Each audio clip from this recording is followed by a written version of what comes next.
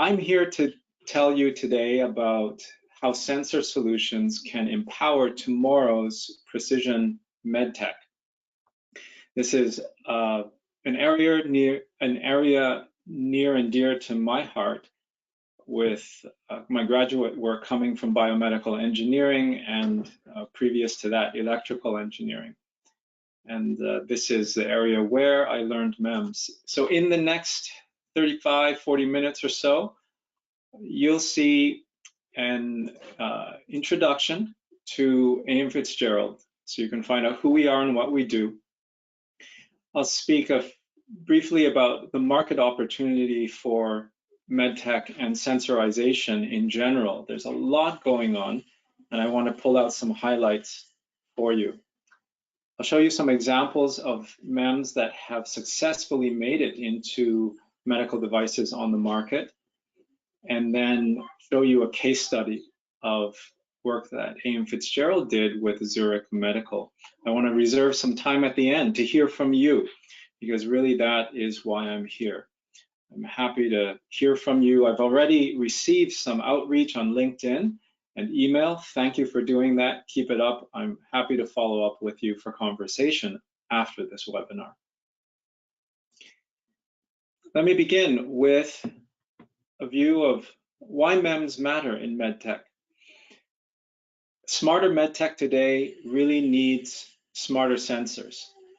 And for those of you who are in the audience today who are not already familiar with MEMS, think of it simply as this way. If the computing chip, the logic chip that you see in devices are the brains, the decision-making centers, then the MEMS chips, the sensors, are the senses.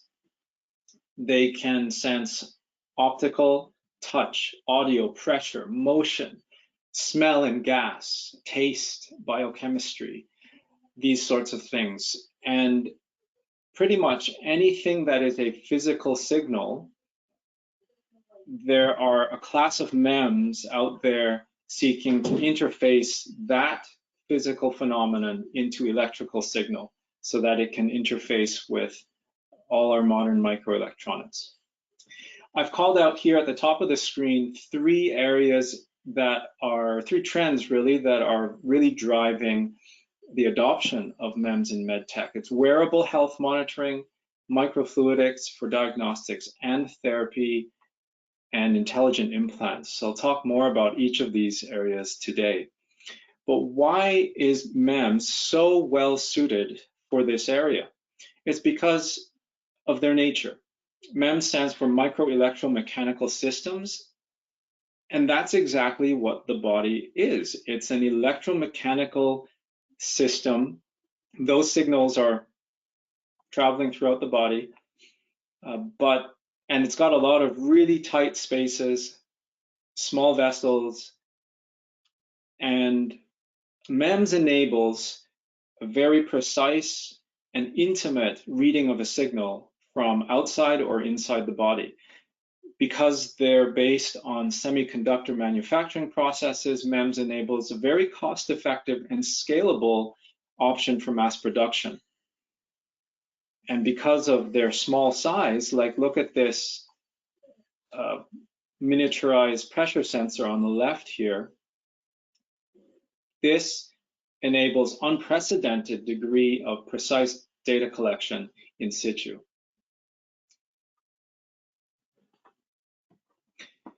So today, I'm aiming to give you some information, some insight, maybe some inspiration that will really accelerate your MEMS journey with AMF Fitzgerald. We work as a company to support technology developers through all the stages that you see on the screen now. And I look at this journey like a mountain climbing expedition. You start at the base with a concept, you have to develop that as you gain elevation, and you're aiming for summit. And the summit here is stable production of a product that is on the market. And for a company that is climbing this mountain, AMF Fitzgerald acts like an expert trail guide. We will help you plan the journey, reduce the risk, know what roadmap to take and why. We're very familiar with the terrain because we've traversed this path many times over our company operation over a couple decades, and we walk beside you in this journey to help you reach summit. So that brings us to our first poll question. If that's working yet, Paul. My poll question today is to understand who's in the audience and where you are today on your MEMS development journey. Yeah, okay, so the first question, I want to make sure everybody that's logged into the poll can answer a question. So the first question is actually, where are you in the world? And once we verify people have joined and start answering that question, then we're going to forward to this next question.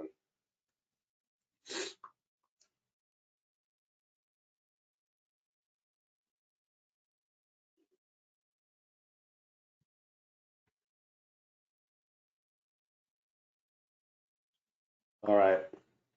Remember, if you're watching the webinar, you can still join the poll and put your phone up, and Andrew's showing the correct QR code there.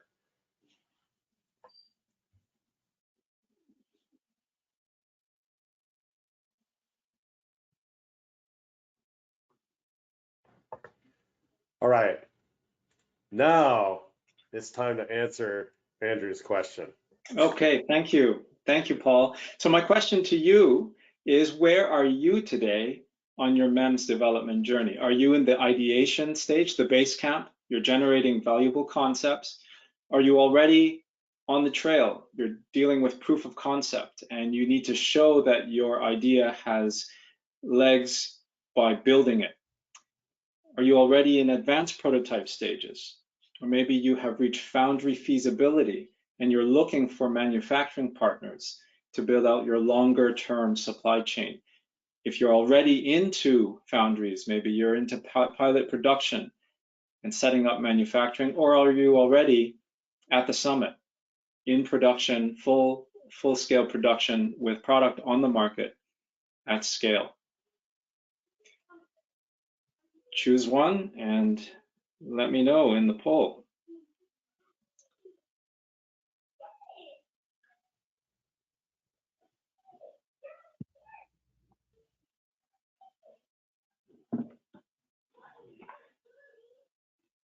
Yeah, I think we're at the point. A lot of generating valuable concepts, the highest response rate, followed by proof of concept. So it's definitely a lot of people in the audience dealing with earlier stages. Really great to see.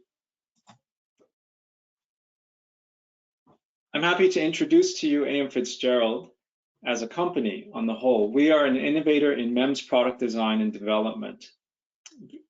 The company has been in operation for over 20 years, and our headquarters is based in the Silicon Valley.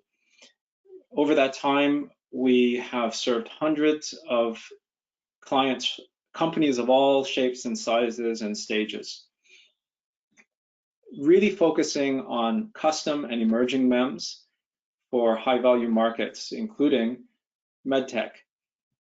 And in addition to designing new MEMS from new concepts, we also help you to select off the shelf and incorporate those components into your system. And over our lifetime, the company really has gained a reputation and recognition as an expert in this area. So just weeks ago at the International Semiconductor Executive Summit, the company was recognized for contributions for MEMS and sensor design. Over here on the right, a number of our staff have published a book on MEMS product development, and that is available for you to check out and read more fully into the lessons that we've really learned over decades in the trenches. Our full MEMS development services spans from design through prototyping to test of parts out. And to do that, our engineering team works at the Marvell Nano Fab at UC Berkeley and also the Nano Lab at UC Davis. We work in the stages to develop technology, de-risk it until it's ready to transfer to a foundry for production. Our work is really globally reaching, and we have very important and fruitful partnerships we formed here. A couple that I'm going to pull out. MEMS Infinity selected us a couple years ago as a design partner for their PZT MEMS integrated development service. We'd love to tell you more about that if you're into piezoelectric MEMS. And we're also an ecosystem partner of Silicon Catalyst. Our services really span end-to-end design to prototyping. So you see an example here of a project where we simulated the line width to control flexure mechanics. This was aimed at balancing stress within a membrane. And then we go all the way through unit cell to wafer level layout to package chips. And our expertise really is in folding all of this stuff together with process integration. And we will take a design for manufacturing view and philosophy to everything we do, because we understand your endpoint is production.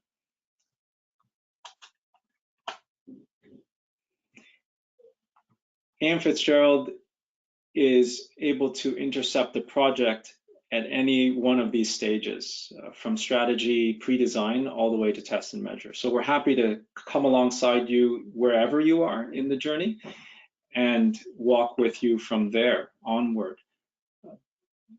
So the secret sauce really is within our team. We have a tight, rapid, closed loop feedback between all of these steps. And we can generate very rapid and very efficiently manufacturing data, feedback into your design and prototype for you. This really generates great insight into the design and manufacturability of your device.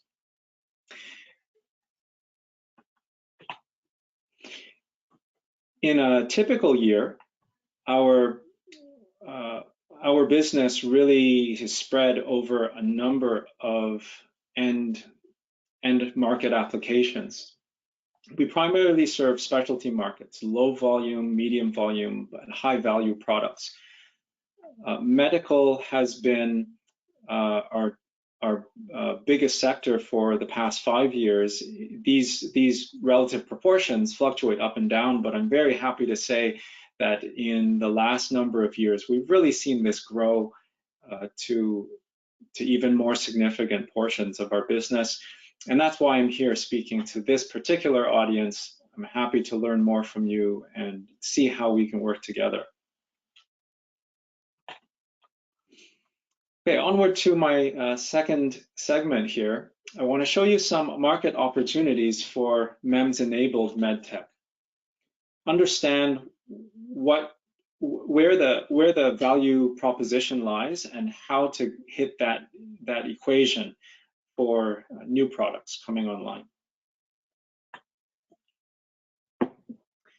The US healthcare system is anything but simple and straightforward. It's a very complex machine.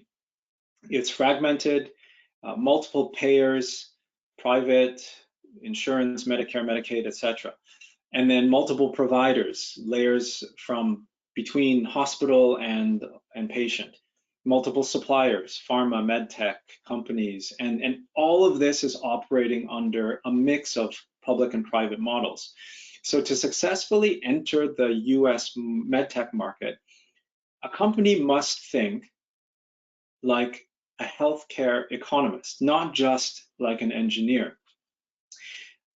A medtech product itself won't win in the market purely based on its technical merit. It has to demonstrate a very compelling healthcare economic equation that takes account of all of these variables and chug them out into market entry success.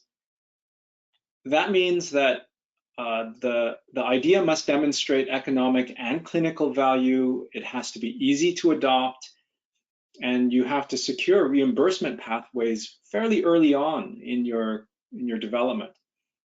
So, for example, just to illustrate what I mean, clinical value. For example, a MEMS implantable sensor might show that through studies that it reduces readmissions to the hospital by 30%. Or it has to show economic value, prove that each use saves the hospital $10,000 for avoided surgery or repeat admissions. Regulatory pathway is a major consideration. You have to think of the two axes of risk class versus novelty and choose the regulatory pathway that makes most sense for your runway and your device and your overall market. Okay, so all of these things are weighted differently for different cases, but all have to be taken into account for market entry. Where are the primary opportunities for growth? I've listed here 5 high growth medtech areas that I think are ripe for MEMS breakthrough. Pulse field ablation, a huge CAGR shown by a number of reports that I've seen on the market. There's opportunity for pressure sensors, impedance sensors, and mapping of the atrial wall. And so you see these other ones, likewise, percutaneous revascularization, TMVR. Telehealth is a really interesting and obvious one because sensors are key to enable practitioners and patients to connect and for a more efficient flow of healthcare data to happen between them. I think sensors can play a huge enabling role here for wearable monitoring, mobility, speech interfaces, and then the various vital signs of importance. So maybe you see yourself in here somewhere. Maybe this gives you an idea of what you can target with an idea that you're brewing. I wanted to hear what you think and where you are in this spectrum. Sensor integration in medtech, though, to be fair and transparent, it has its distinct challenges. It's not easy. So I like to look at these 3 factors, these 3 challenges, as necessary bridges you need to be able to span sensor integration to scalable manufacturing for medtech devices. So a product someone will buy. The challenge here is translating clinical need into something that's manufacturable and approvable. Medtech buyers, like clinicians, hospitals, maybe patients themselves, they demand usability, reliability, and most of all, I think, evidence-based outcomes. It is not the same as a consumer device, not the same equation. So a MEMS sensor may offer really cutting-edge function, but it really needs to satisfy the healthcare equation and healthcare economics. A product that foundries will build. The challenge here is designing for manufacturability, yield, and a supply chain that remains resilient and secure for your purposes. MEMS sensors, in our experience, they often start as very early stage and low volume R&D prototypes on custom wafers, but only some foundries have an appetite for that model of work. So foundries need designs that are compatible with their high volume tools, even if they're producing low volume output, and their test infrastructure, their quality control, and so on. We can help with that selection and the knowledge of the landscape. The need for ISO 13485, for example, that narrows your field from the beginning and influences the choice of your foundry and supply chain. So lack of early alignment between design and fab capabilities could lead down the road to a very costly redesign or reshaping of the supply chain. And then thirdly, a product that will perform. The challenge here is long-term reliability for that med dev in very harsh environments. MEMS devices for implants or surgical tools, they must survive sterilization, a host of environmental stress, and they have to hold calibration for the useful lifetime. So sensor drift, delamination of these films, biofouling, all those things are very important. They have to be taken into account during design. And developers have to ensure that sensor integration doesn't compromise the higher system level performance of power and communication, software, all of that has to work together. And all of that has to exist and comply under FDA scrutiny. So my main message for you here is that MEMS integration is not just a technical problem. It's a convergence of many things: user need, supply chain maturity, and then in the field performance, all of that existing under regulation. AMF Fitzgerald works in harmony with our clients as they coordinate all of this. We coordinate our service delivery roadmap in sync. This brings us to the next poll question. I would love to know, what is your biggest development challenge right now? Is it miniaturization? You want to fit all the components into a smaller footprint? Manufacturing readiness? Designing for safety and yield and scale and so on? Is it system integration? Combining all the components together into a functional system? Or regulatory approval? It's a big hurdle. Or is it funding and budget? You need to secure the resources that you need to climb that mountain. Let me know in the poll. What are you facing?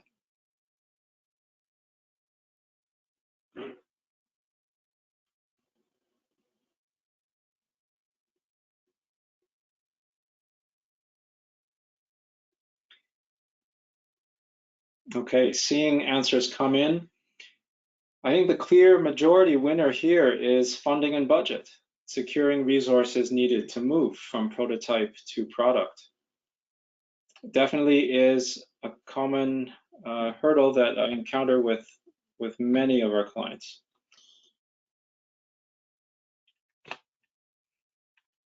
So next, I want to move into some examples of MEMS-enabled products that are on the market. So you can get a sense of how various companies found a solution to that economic equation.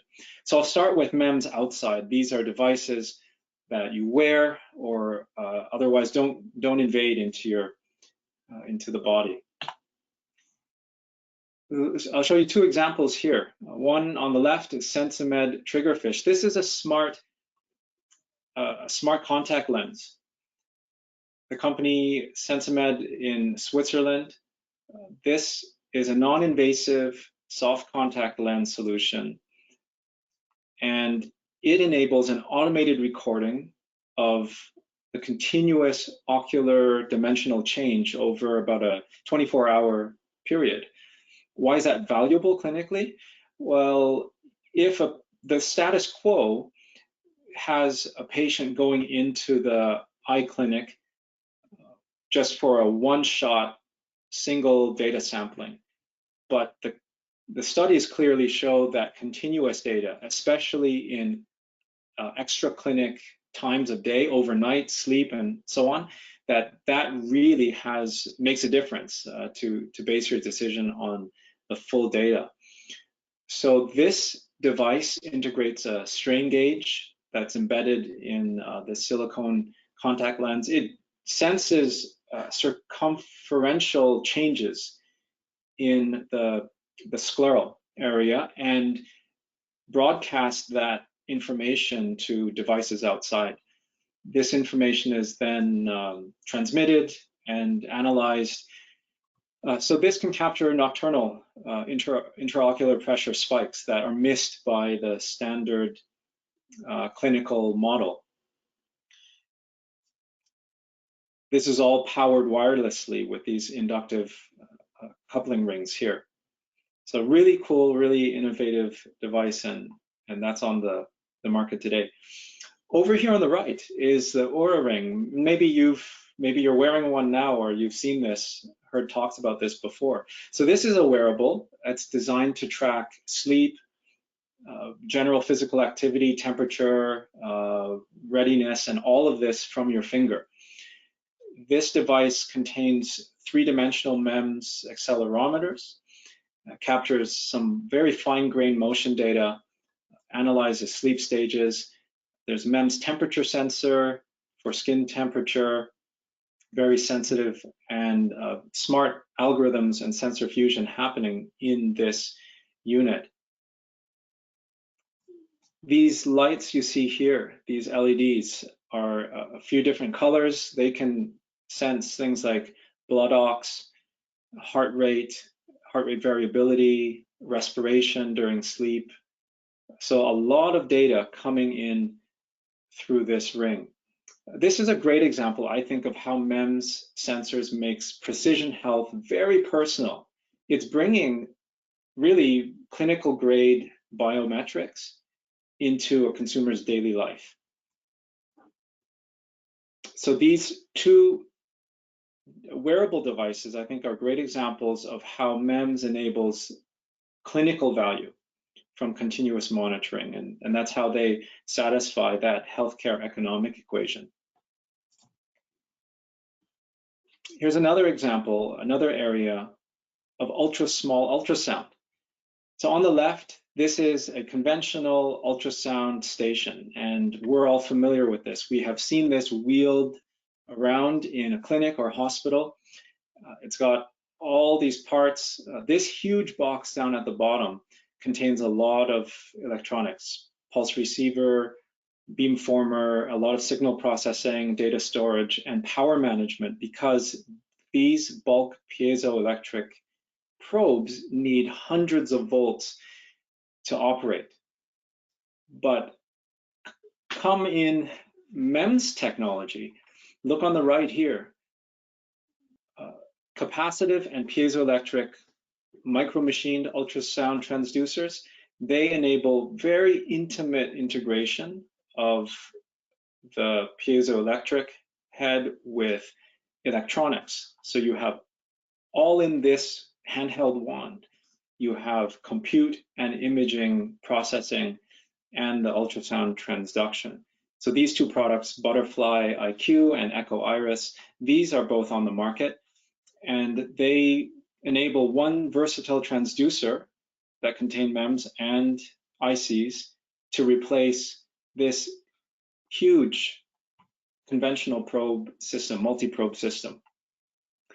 This enables or is enabled by semiconductor economies of scale, and so the cost of these is just in a completely different ballpark compared to the conventional technology. This is a huge win and a demonstration of how MEMS transducers can enable a completely new tier of accessibility, cost accessibility, and geographic accessibility. Third example is microfluidics, and microfluidics have really shrunk the entire lab flow into a single cartridge. A great example of that down here is the Cepheid Gene Expert. This is a PCR workflow all in that one cartridge here.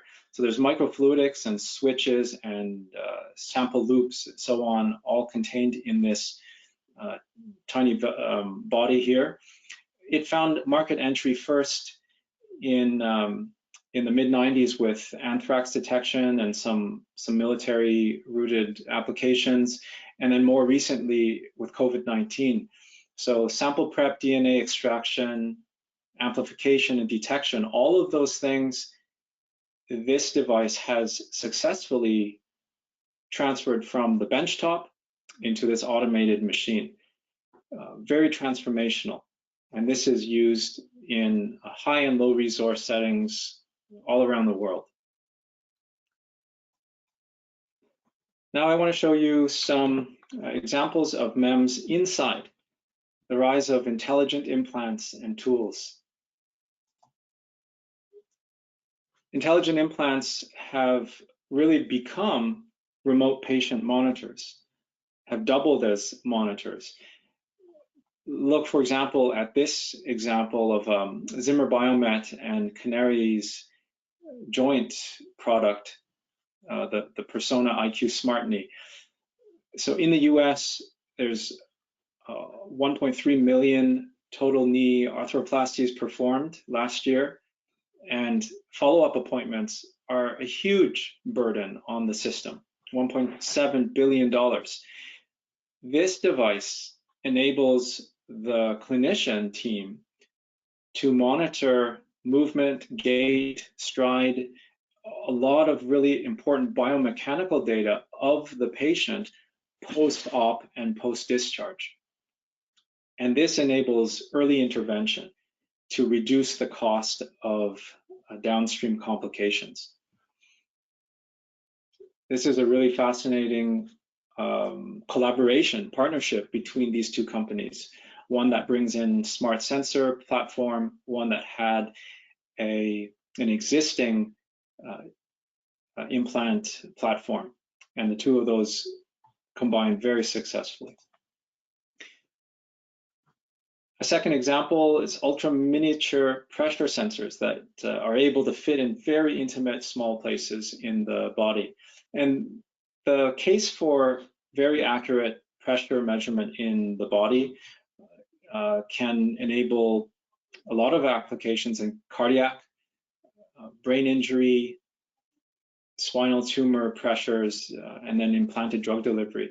So here on the left is an example of a medical device made by Millar that integrates MEMS pressure sensors into very small catheters. These pressure sensors are membrane-based, so this flex in the membrane due to an external pressure change, it's read out in an electrical signal because of piezoresistive MEMS structures on this membrane.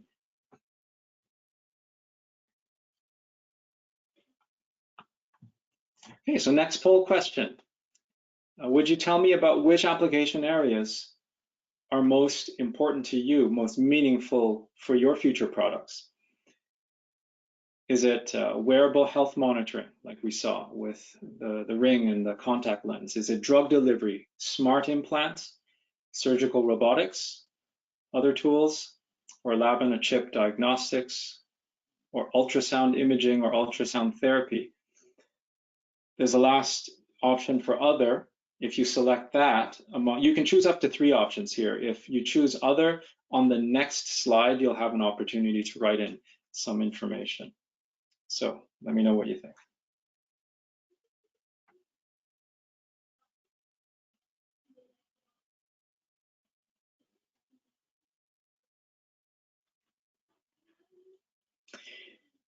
Good to see those answers come in. So wearable health monitoring, definitely in the lead, followed by lab on a chip and ultrasound.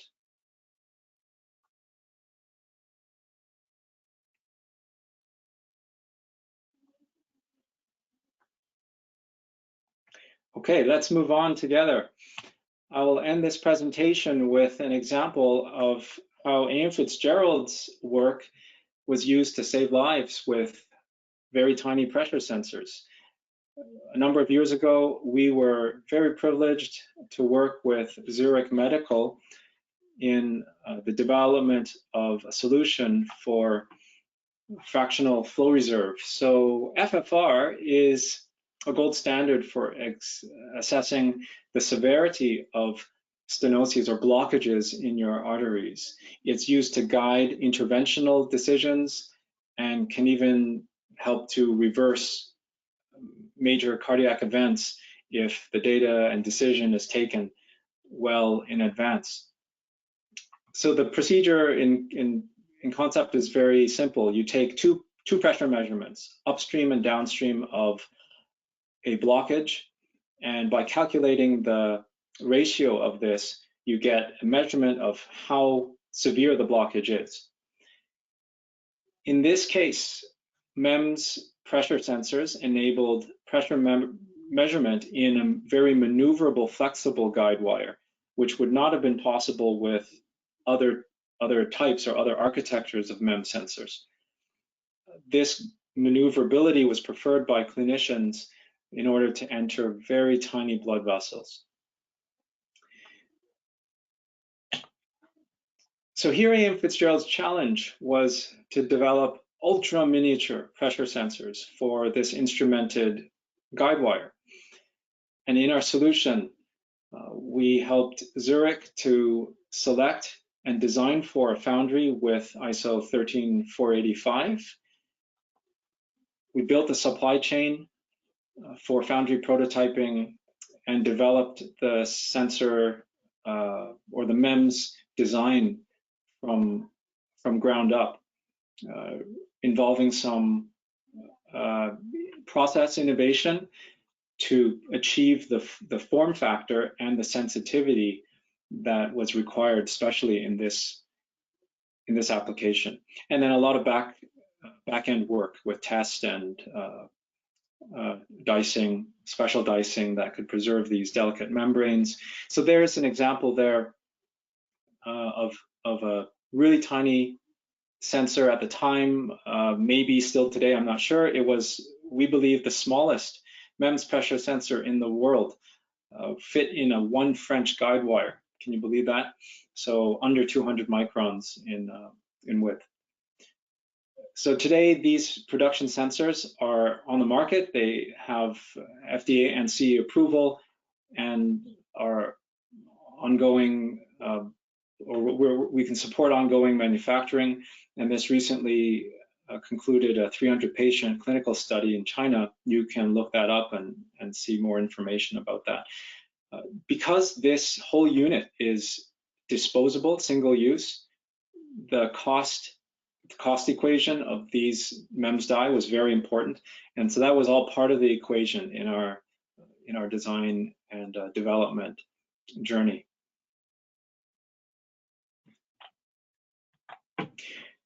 So I want to summarize the key takeaways here before we move on to some Q&A.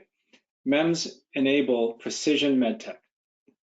MEMS technology we see is unlocking a lot of smarter, better performing medical devices that are improving clinical outcomes. And custom MEMS design enables breakthroughs in a number of the areas. So I showed you a number of these: wearables, implantables, surgical tools, imaging, microfluidics, to name a few. Successful innovation requires aligning sensor development with manufacturability from the start, and a number of other equation variables in healthcare economics. AM Fitzgerald is here to provide our deep expertise to help you navigate that full MEMS production journey, from end to end, from concept all the way through development to production. So with that, I want to invite you to learn more, engage with us. You can look at our book, you can follow us on LinkedIn. Feel free to reach out and email me. I would love to hear from you what you found most valuable in today's webinar. Don't just take notes. I'm inviting you to take action. I'm really open to your reach out for follow-up, even if it's just a free-form networking. Maybe we can make some strong introductions for each other, and you can teach me more about your industry.